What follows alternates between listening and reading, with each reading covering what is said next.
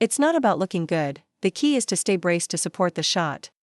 It's this snap and hold feeling. Today, we're going to break down the backhand loop. First, let me ask you a question. Is the timing for looping against backspin the same as for a backhand serve return?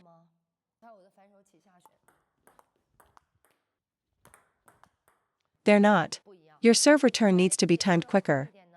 Remember, you can return a serve on the rise or at the peak of its bounce. But for looping backspin, you should contact the ball at the peak or in the early falling phase. Your serve-receive stance should be closer to the table.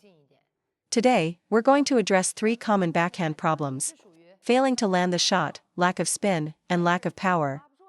Let me demonstrate a few shots. That was at about 60% power. It's the shot I use when I just want to ensure the ball lands on the table. It's not particularly spinny or fast, but it's very consistent. To achieve this consistency, there are several key points. First, notice my contact point. For a stable loop, I'm not hitting the ball on the rise. My contact point isn't at the peak of the bounce, it's actually in the early falling phase. The peak of the bounce is the best timing for a power loop, while the early falling phase is best for generating spin and ensuring consistency. I prefer to take my serve returns on the rise, as it allows me to use my opponent's power more effectively. So the first key is to hit in the early falling phase, which is different from the mid to late falling phase when the ball has dropped too low. The point right after the bounce might look like the peak, but by the time I actually make contact, the ball has already started to fall. Here's how to judge that timing: hitting the ball at its highest point is the peak of the bounce. The moment it starts to drop from that peak, it's on a downward trajectory. This is when your sensitivity for timing needs to kick in. Initiating your stroke at this moment results in contact during the early falling phase. It's a subtle difference, just slightly later than the absolute peak. This timing allows the ball to come into your body's hitting zone, making it easier to generate force correctly. If you want a consistent loop, you must control your timing. Hitting a chopped ball on the rise is extremely risky and leads to many unforced errors. Second, when looping for consistency, should I use my upper arm? To guarantee the ball goes over the net, is a larger or smaller swing more reliable?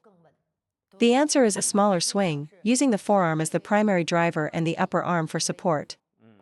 Many players struggle with backhand inconsistency because they lift their upper arm too high, creating a long trajectory that they then try to force down with the forearm. This kind of shot lacks spin. Your opponent won't be troubled by the spin on a loop like that. So, to get the ball on the table, I recommend focusing on a forearm-dominant loop for both penhold and shakehand players. As long as you don't lift your upper arm excessively, the ball's trajectory won't be too long, which prevents you from hitting it out. Against a heavy backspin ball, as long as you brush it sufficiently, it will go over the net. It might lack quality, speed, or power, but it will be in play. But when it's 9-9 and you absolutely need to make the shot, remember to keep your swing compact. Prioritize using your forearm for the backhand loop and avoid excessive forward movement from the upper arm. Too much forward impact will send the ball into the net, too much upward lift will make it go long. So, the second key to consistency is, use more forearm and less upper arm. This solves the problem of hitting the ball long.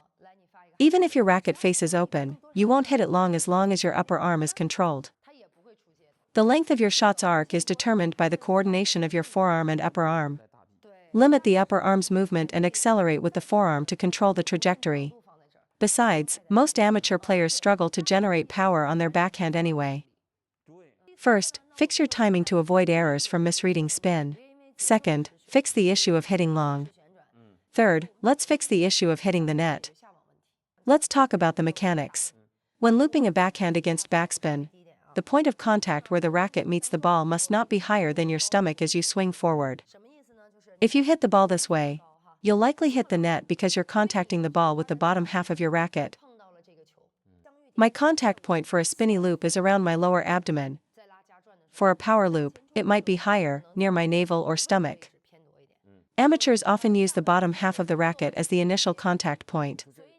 The more power and speed you generate, the faster the ball will dive into the net.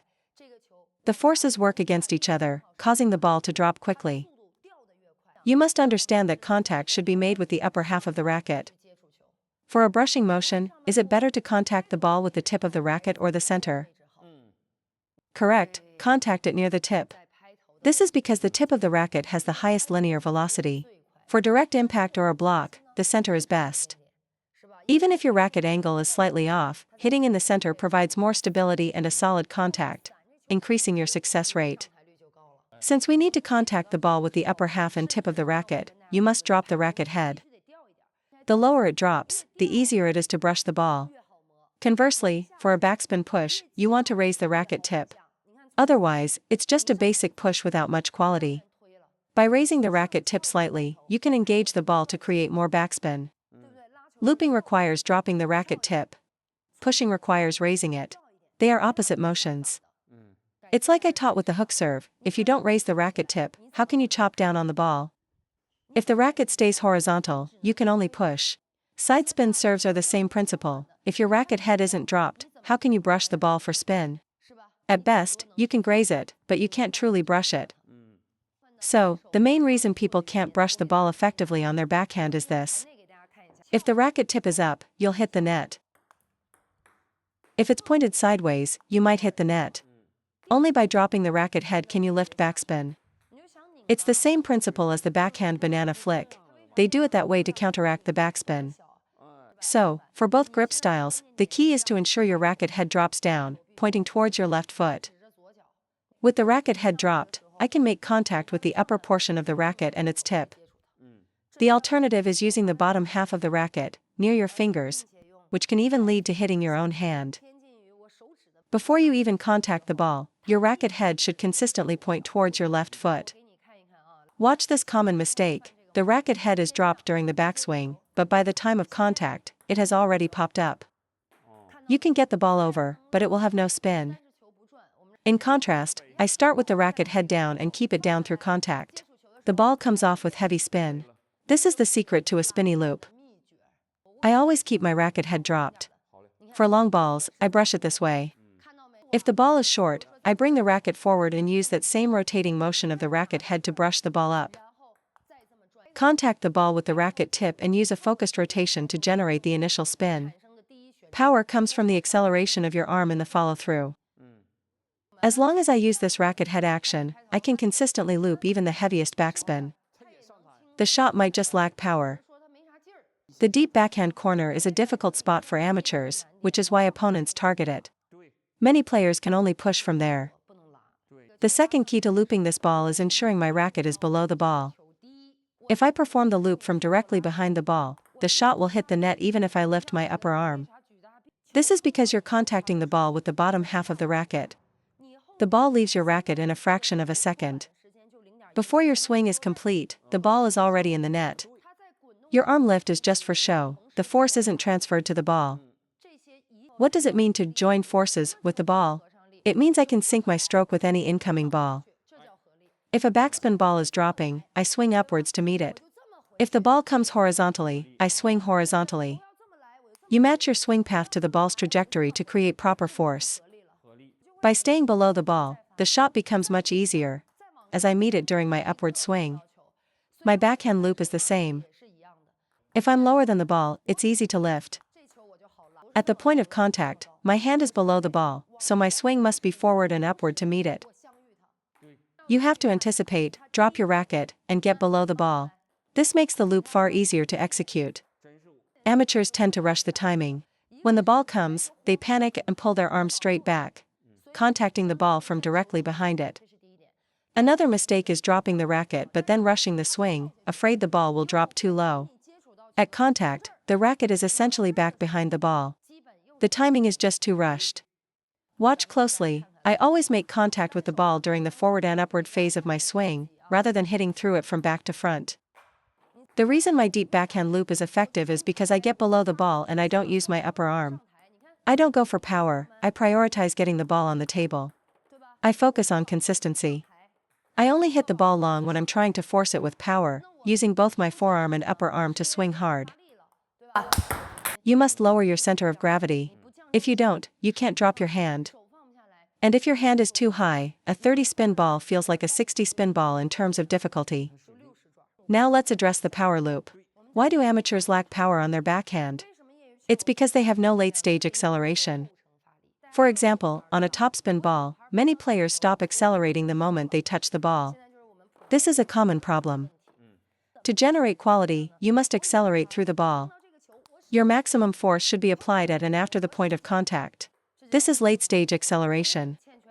When I loop a backspin ball, simply making contact versus accelerating through the ball are two completely different concepts.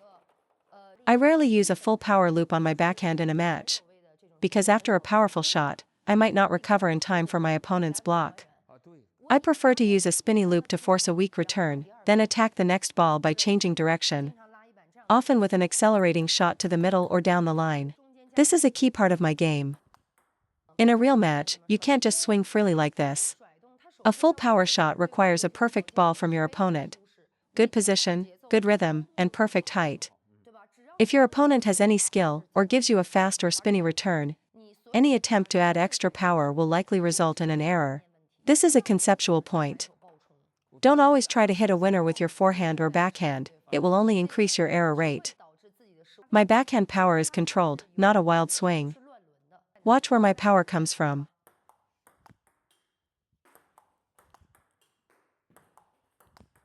Correct, it's primarily from the forearm. In my opinion, the forearm is even more critical for the backhand than it is for the forehand. You can get away with lifting the upper arm on a forehand, but not on a backhand. Therefore, explosive power on the backhand comes from forearm acceleration. Look at a backhand punch, the force is directed forward.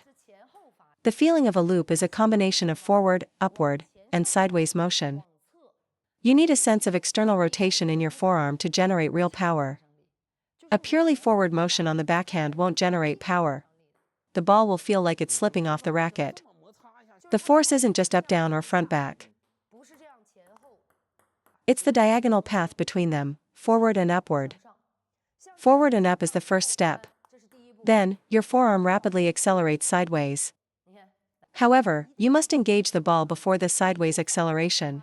If you accelerate sideways too early, the ball will lack forward drive and go into the net. First, ensure you have forward momentum, then add the explosive, whip-like snap at the end of the stroke. During this whipping motion, does my wrist move? No, it stays fixed.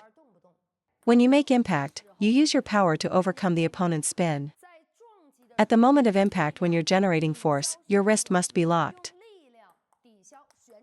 Second, after you've brushed the ball, during the acceleration and follow-through, your wrist and fingers must remain firm and stable. This is why many players hit the ball out when they try to add power. It's because at the final moment of force generation, their wrist wasn't stable. First, use racket head rotation for brushing. Second, the moment that brushing is done, lock your wrist and fingers. They must be completely firm. Don't use your wrist for power. A snap of the forearm is all you need to drive the ball. The brushing motion cannot involve excessive wrist action. If your wrist movement is too large, you can't control the timing of when to stop it, which leads to errors. For all impact shots, grip the racket firmly and keep the racket face perfectly stable. This is key to consistency. The principle of brushing is to rotate the racket face, and do it with acceleration. After the rotation, when it's time to add power, you must tense up and stabilize it again. If the ball has heavy spin, I need to focus on brushing by accelerating my racket head rotation to ensure it gets over the net. If I want to hit with power, I must lock my racket face after the brushing phase. Don't let it wobble. That's how you apply force without making an error. Let me give you one last crucial tip for why amateurs struggle with their backhand. It's because after they hit the ball, they can't hold their finishing position. You have to strike a pose at the end of your backhand loop. Watch, hold the finish, don't let it waver. Many players are too loose at the end of their stroke. At the very end of the motion, you must hold your breath and stay braced. It's like someone is taking a picture, and you hold your pose for the shot. Don't just let your energy collapse after contact. That will not work. Actually, the principle is the same for the forehand. At the very end, watch how I finish these next few shots.